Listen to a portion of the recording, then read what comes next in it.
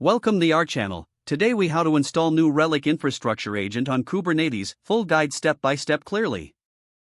Start by accessing your Kubernetes cluster through the command line interface. Ensure you have the appropriate permissions to install applications on your cluster. First, you'll need the new Relic account API key for the installation. Log into your new Relic account to retrieve your API key. Now, let's create a namespace for the new Relic infrastructure monitoring. Use the command kubectl create namespace new relic to establish the namespace. Next, you will need a configuration file for the new Relic infrastructure agent. Create a YAML file named relicinfrastructure.yaml. In this file, specify the new Relic license key and other necessary configurations. For the license key, input the one you copied from your new Relic account. Now, apply the configuration to your cluster. Use the command kubectl apply f relicinfrastructure.yaml and new relic. This step deploys the new Relic infrastructure agent in your specified namespace. After the deployment, verify the agent is running smoothly. Run the command kubectl get pods and new relic to list the pods. Ensure the status of the new Relic agent pod shows as running.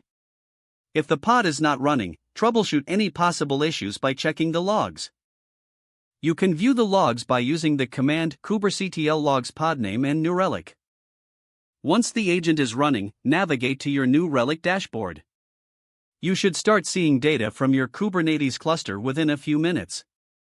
Finally, customize any alerts or dashboards according to your monitoring needs.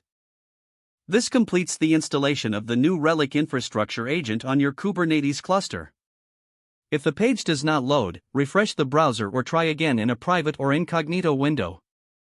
Make sure you are using the correct email address, then retype it carefully to avoid small typos.